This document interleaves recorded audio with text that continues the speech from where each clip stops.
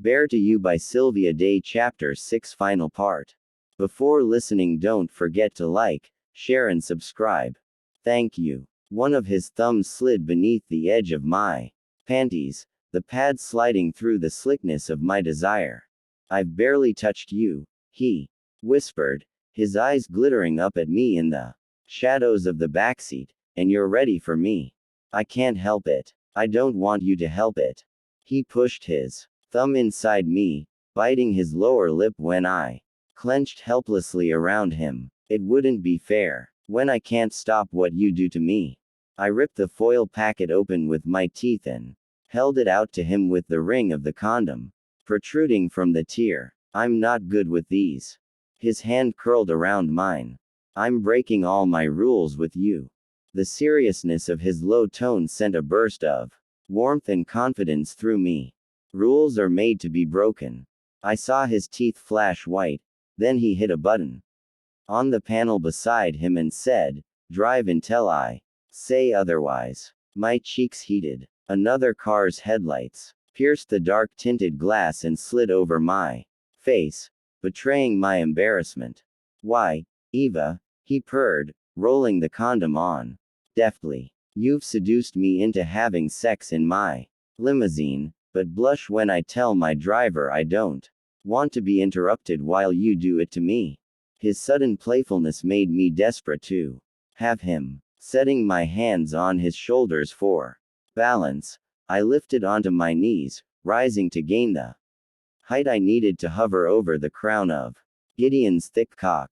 His hands fisted at my hips, and I heard a snap as he tore my panties away. The abrupt sound and the violent action behind it spurred my desire to a fever pitch. "Go slow," he ordered hoarsely, lifting his hips to push his pants down farther. His erection brushed between my legs as he moved and I whimpered, so aching and empty, as if the orgasms he'd given me earlier had only deepened my craving rather than appeased it. He tensed when I wrapped my fingers around him and positioned him, tucking the wide crest against the saturated folds of my cleft. The scent of our lust was heavy and humid in the air, a seductive mix of need and pheromones that awakened every cell in my body. My skin was flushed and tingling, my breasts heavy and tender. This is what I'd wanted from the moment I first saw him, to possess him, to climb up his magnificent body and take him deep inside me. "God, Eva," he gasped as I lowered onto him, his hands flexing restlessly on my thighs. I closed my eyes, feeling too exposed. I'd wanted intimacy with him, and yet this seemed too intimate. We were eye to eye, only inches apart. Cocooned in a small space with the rest of the world streaming by around us. I could sense his agitation, knew he was feeling as off-center as I was. "You're so tight." His gasped words were threaded with a hint of delicious agony. I took more of him, letting him slide deeper. I sucked in a deep breath, feeling exquisitely stretched. "You're so big." Pressing his palm flat to my lower belly, he touched my throbbing clit with the pad of his thumb and began to massage it in slow, expertly soft circles. Everything in my core tightened and clenched, sucking him deeper. Opening my eyes, I looked at him from under heavy eyelids. He was so beautiful, sprawled beneath me in his elegant tuxedo, his powerful body straining with the primal need to mate. His neck arched, his head pressing hard into the seat back as if he was struggling against invisible bonds. "Ah, Christ," he bit out, his teeth grinding. "I'm going to come so hard." The dark promise excited me. Sweat misted my skin. I became so wet and hot that I slid smoothly down the length of his cock until I'd nearly sheathed him. A breathless cry escaped me before I'd taken him to the root. He was so deep I could hardly stand it, forcing me to shift from side to side, trying to ease the unexpected bite of discomfort. But my body didn't seem to care that he was too big. It was rippling around him, squeezing, trembling on the verge of orgasm. Gideon cursed and gripped my hip with his free hand, urging me to lean backward as his chest heaved with frantic breaths. The position altered my descent and I opened, accepting all of him. Immediately his body temperature rose, his torso radiating sultry heat through his clothes. Sweat dotted his upper lip. Leaning forward, I slid my tongue along the sculpted curve, collecting the saltiness with a low murmur of delight.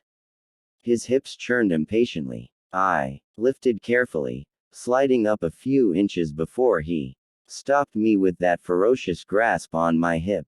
Slow, he warned again, with an authoritative bite that sent lust pulsing through me. I lowered, taking him into me again, feeling an oddly luscious soreness as he pushed just past my limits. Our eyes locked on each other as the pleasure spread from the place where we connected. It struck me then that we were both fully clothed except for the most private and intimate parts of our bodies. I found that excruciatingly carnal, as were the sounds he made, as if the pleasure was as extreme for him as it was for me. Wild for him, I pressed my mouth to his, my fingers gripping the sweat-damp roots of his hair. I kissed him as I rocked my hips, riding the maddening circling of his thumb, feeling the orgasm building with every slide of his long, thick penis into my melting core. I lost my mind somewhere along the way, primitive instinct taking over until my body was completely in charge. I could focus on nothing but the driving urge to fuck, the ferocious need to ride his cock until the tension burst and set me free of this grinding hunger. It's so good, I sobbed, lost to him. You feel, ah, God, it's too good. Using both hands, Gideon commanded my rhythm, tilting me into an angle that had the big crown of his cock rubbing a tender, aching spot inside me. As I tightened and shook, I realized I was going to come from that, just from the expert thrust of him inside me. Gideon. He captured me by the nape as the orgasm exploded through me, starting with the ecstatic spasms of my core and radiating outward until I was trembling all over. He watched me fall apart, holding my gaze when I would have closed my eyes. Possessed by his stare, I moaned and came harder than I ever had, my body jerking with every pulse of pleasure. Fuck, fuck, fuck, he growled, pounding his hips up at me, yanking my hips down to meet his punishing lunges. He hit the end of me with every deep thrust, battering into me. I could feel him growing harder and thicker. I watched him avidly, needing to see it when he went over the edge for me.